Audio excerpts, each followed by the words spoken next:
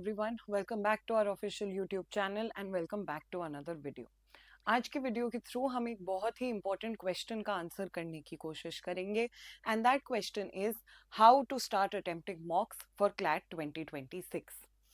I am sure बहुत सारे ऐसे एस्पिरेंट्स होंगे जिन लोगों ने अभी तक मॉक लिखना स्टार्ट नहीं किया है if you are aspiring to write CLAT 2026 और आप लोगों के मन में यही सवाल चल रहा होगा that what exactly is the right time to start attempting the mocks. क्या मुझे कोचिंग में पूरा सिलेबस खत्म होने का वेट करना चाहिए मॉक लिखने से पहले? क्या मुझे 1 महीने या 2 महीने का वेट करना चाहिए मॉक लिखने से पहले? Well, the correct answer to that is the right time to start attempting mocks is right now. जैसे ही आपने अपनी क्लैट की प्रेपरेशन करने के बारे में सोच लिया है, जैसे ही आपने पढ़ाई स्टार्ट कर दी है, उसी टाइम आपको मॉक अटेम्प्ट करना भी स्टार्ट कर देना चाहिए. The reason for that is we need to understand that mock CLAT के मॉक्स कभी भी सिलेबस स्पेसिफिक नहीं होते हैं. क्लैट के मॉक्स हमेशा क्लैट के पेपर जैसे होते हैं जिसमें कहीं से भी कोई भी पैसेज उठ के आ सकता है. अगले कुछ महीनों में जो भी प्रेपरेशन हम कर रहे हैं, ऑफ कोर्स कुछ टॉपिक्स पे हम अपना कमांड और स्ट्रेंथन करने की कोशिश करेंगे, पर मॉक्स कभी भी उस पर डिपेंडेंट नहीं रहने चाहिए. The correct time to start attempting your mocks is right now. अगर आप कंफ्यूज हैं कि कितनी फ्रीक्वेंटली ये मॉक्स अभी लिखने चाहिए, तो धीरे धीरे शुरुआत में हम हफ्ते में एक मॉक से स्टार्ट करते हैं. जैसे जैसे क्लैट का पेपर पास आता जाता है वैसे वैसे मॉक्स की फ्रीक्वेंसी भी बढ़ती चली जाती है. तो क्या हमको अभी से मॉक्स लिखने स्टार्ट कर देने चाहिए? The correct answer to that question is yes, most definitely. क्या हमको बहुत ज्यादा फ्रीक्वेंटली मॉक्स लिखने चाहिए? नहीं. हमको एक बैलेंस्ड अप्रोच रखना है, एक हेल्दी अमाउंट ऑफ मॉक्स लिखने हैं. That for now can be 1 mock a week. The second thing that we need to keep in mind here is कि सेक्शंस को अटेम्प्ट करते हुए क्या ऑर्डर रहना चाहिए. एज वी नो क्लैट में 5 सेक्शंस आते हैं और उन 5 सेक्शंस को अटेम्प्ट करने का कोई पर्टिकुलर ऑर्डर नेसेसरी नहीं है. हर इंडिविजुअल स्टूडेंट के लिए the order can very and that is completely fine. क्यों? क्योंकि हर स्टूडेंट के स्ट्रेंथ्स और वीकनेसेस अलग होती हैं. आपको अपने स्ट्रेंथ्स और अपने वीकनेसेस को आइडेंटिफाई करना है और फिर मॉक में सेक्शंस को अटेम्प्ट करने के लिए एक बैलेंस्ड अप्रोच रखना है. बैलेंस्ड अप्रोच से मेरा क्या मतलब है, मैं समझाती हूँ. So, we know that there are 5 sections in our CLAT paper, right? Out of these 5 sections, 3 sections are very reading intensive. We know RC, CR और legal इन तीनों sections में बहुत ज़्यादा reading करनी होती है, ये बहुत ज़्यादा reading intensive होते हैं. अगर हम इन तीनों सेक्शंस को एक के बाद एक अटेम्प्ट करेंगे तो शायद हम थोड़े एग्जॉस्ट हो सकते हैं क्योंकि हमको एट अ स्ट्रेच बहुत ज्यादा रीडिंग करनी पड़ती है. That is where the other 2 sections that is QT and GK come in. क्योंकि क्यूटी और जीके करते समय हमको रीडिंग से एक छोटा ब्रेक मिल जाता है. बट कौन सा सेक्शन पहले करना है, कौन सा सेक्शन लास्ट में करना है, ये आप लोग खुद trial and error, hit and trial method से फिगर आउट कर सकते हैं. अभी राइट टाइम है. अगले 3 से 4 मॉक्स में अलग अलग स्ट्रैटेजीज यूज कीजिए, अलग अलग सेक्शंस को शफल अराउंड कीजिए and figure out which order of attempting the sections works the best for you. For example, अगर मैं अपने स्ट्रॉन्ग सेक्शन को सबसे पहले रखती हूँ और मेरा स्ट्रॉन्ग सेक्शन इस मॉक में इजी आ जाता है, तो मैं आगे पूरे मॉक के लिए मोटिवेटेड फील करूंगी, मेरा कॉन्फिडेंस ऊपर जाएगा और चांसेस हैं कि मेरा पेपर बहुत अच्छा हो. ऑन द अदर हैंड, अगर मेरा फेवरेट सेक्शन ही इस वाले मॉक में थोड़ा मुश्किल आ गया और फर्स्ट सेक्शन अटेम्प्ट करते ही मेरा मोरल डाउन हो गया, मैं डीमोटिवेटेड हो गई, तो बाकी सारे सेक्शंस जो शायद इजी हैं उनमें भी मैं अच्छे से परफॉर्म नहीं कर पाऊंगी. तो आपको अपने खुद के स्ट्रेंथ्स और वीकनेसेस को रिकॉग्नाइज करना है, not only in the context of the sections but in the context of your own confidence, in the context of your own personality. And अगले कुछ हफ्तों में हिट एंड ट्रायल मेथड के through आप figure out कीजिए कि आपके लिए कौन सा अप्रोच वर्क करता है, कौन सा सेक्शन फर्स्ट, कौन सा सेक्शन सेकेंड, थर्ड, फोर्थ और फिफ्थ रखना है. कुछ महीने बाद, कुछ मॉक्स अटेम्प्ट करने के बाद, choose one strategy and then stick to that particular strategy. Time management बहुत ज्यादा जरूरी है when it comes to the mocks. बहुत बार स्टूडेंट्स हम लोगों के पास आके बोलते हैं और बोलते हैं कि मैम हमसे क्यूटी तो अटेम्प्ट ही नहीं हो पाती क्योंकि क्यूटी तक पहुंचने का टाइम ही नहीं मिलता है। प्लीज अंडरस्टैंड, टाइम कभी मिलेगा नहीं, टाइम हमेशा निकालना पड़ेगा। We need to keep in mind an ideal time distribution. So here English maximum of 25 minutes, GK about 10 to 12 minutes, legal reasoning maximum to maximum 40 minutes। 40 minutes भी मैं यहाँ पे ज्यादा बोल रही हूँ। 30 to 35 minutes में आपकी लीगल रीजनिंग हो जानी चाहिए।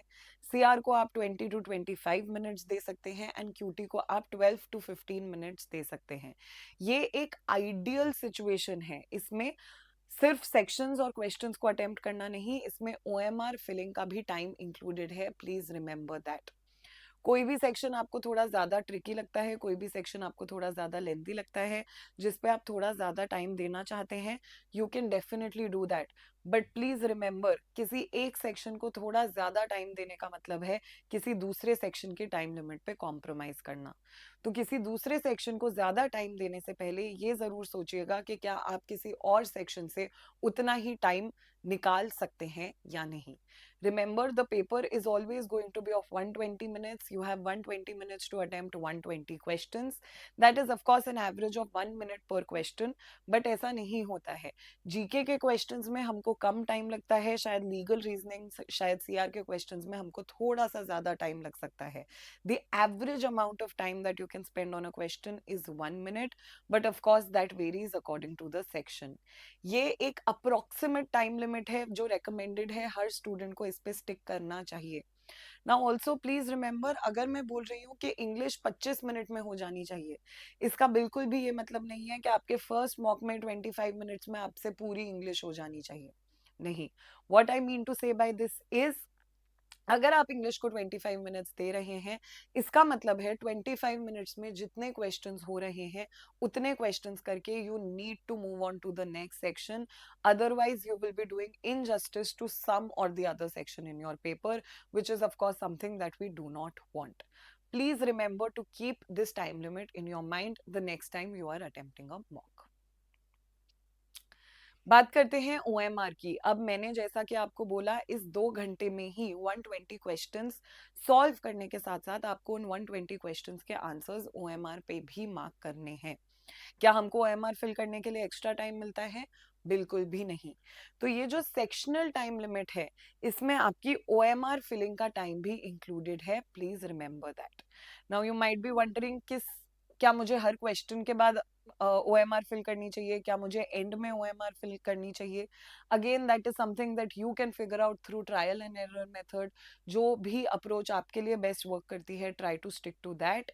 आइडियली जो ज्यादातर रेकमेंड किया जाता है वो ये है कि हर सेक्शन के बाद आप अपनी ओएमआर भर सकते हैं। हर क्वेश्चन के बाद ओएमआर भरना थोड़ा ज्यादा टाइम कंज्यूमिंग हो सकता है, और बहुत सारे क्वेश्चंस करने के बाद अपनी ओएमआर भरना बहुत ज्यादा रिस्की हो सकता है, क्योंकि एक भी क्वेश्चन अगर गलत हुआ तो नीचे के बहुत सारे आंसर्स गलत होने के चांसेस हैं। इसीलिए again we need to have a balanced approach here, जहां पे हम हर 10 से 12 क्वेश्चंस के बाद अपनी ओएमआर को फिल कर सकते हैं। Something that you guys really need to keep in mind right now, it is very important, अपने मॉक्स में अभी अच्छे नंबर लाने के लिए, अपने मम्मी पापा को, अपने टीचर्स को ये दिखाने के लिए कि देखो मैं कितना अच्छा स्कोर कर रहा हूँ या कर रही हूँ मॉक्स में, इस इस सिचुएशन में फंस के please do not try to cheat and please do not try to use any unfair means. Please remember, please keep in mind, हमारा एम मॉक्स में अच्छे मार्क्स लाना नहीं है। मॉक्स की अहमियत जो है,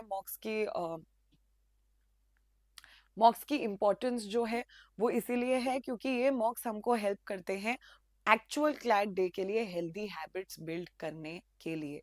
एक मॉक में 120 आउट ऑफ 120 लाके भी मुझे किसी एनएलयू में एडमिशन नहीं मिलेगा। तो चीटिंग और अनफेयर मींस यूज करके मॉक्स में मार्क्स लाना बिल्कुल भी वर्थ इट नहीं है। As I am telling you, mock का एम है फाइनल क्लैट डे के लिए हेल्दी हैबिट्स डेवलप करना। तो आप एक्चुअल क्लैट के दिन पे जो भी चीजें करने का प्लान कर रहे हैं, वो ही सारी चीजें अपने मॉक के डेज पे भी करना स्टार्ट कर दीजिए। Please make sure that you do wear an analog watch that you would want to wear on your actual CLAT day. Carry a water bottle with you while you're going for a mock. Enough rest लीजिए mock से पहले जो आप actual CLAT से पहले भी लेंगे. And थोड़ी लाइट रीडिंग करना रिकमेंडेड रहता है कभी कभी मॉक से पहले, because that sort of acts like a warm up before you actually get into writing your मॉक्स.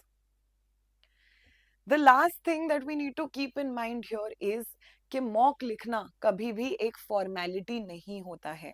आप संडे टू संडे मॉक लिख के कुछ खुश नहीं हो सकते. उन मॉक की वैल्यू सिर्फ और सिर्फ तब आएगी. आप संडे टू संडे मॉक लिख के खुश नहीं हो सकते. उन मॉक की एक्चुअल वैल्यू तब एग्जिस्टेंस में आएगी जब आप एक्चुअली उन मॉक्स को एनालाइज करेंगे और उन मॉक से कुछ ना कुछ सीखेंगे. एक मॉक 2 घंटे का होता है, पर उसका एनालिसिस, उसके साथ क्वेश्चन पेपर और आंसर की के साथ बैठ के वापस से उन क्वेश्चंस के थ्रू जाना, समझना कि आपका कौन सा क्वेश्चन सही गया, कौन सा क्वेश्चन गलत गया, what was the flaw in the logic. This whole process should take a good 5 or 6 hours. Of course, by writing the mock, you are getting into the habit of sitting down for those 2 hours, attempting the sections, filling in the OMR. उन सारी चीज़ों की practice तो होती है. But also please keep in mind कि हर mock से आपको कुछ ना कुछ नया सीखने को मिलना चाहिए. प्लीज मेक श्योर कि आप एक मॉक को एक फॉर्मेलिटी की तरह ना लें. हर मॉक के बाद उस क्वेश्चन पेपर और उस आंसर की को अपने सामने लेके जरूर बैठें and go through each and every question again, so that you are able to understand कि आपका कौन सा क्वेश्चन सही गया, कौन सा क्वेश्चन गलत गया और क्यों. एनालिसिस के थ्रू ही आप समझ पाएंगे कि आपने इस मॉक में क्या गलतियां करी, जिससे आप अगले मॉक में वो गलतियां रिपीट नहीं करेंगे. I hope all of these I hope all of these things that we have discussed in this video will be very helpful for you guys. और आप लोग अब डरना बंद कर देंगे, और जितने भी स्टूडेंट्स ने अभी तक क्लैट 2026 के मॉक्स अटेम्प्ट करना स्टार्ट नहीं किया है, they will get over their fear, they will get over their nervousness and start attempting the mocks right away. Thank you. See you in the next one.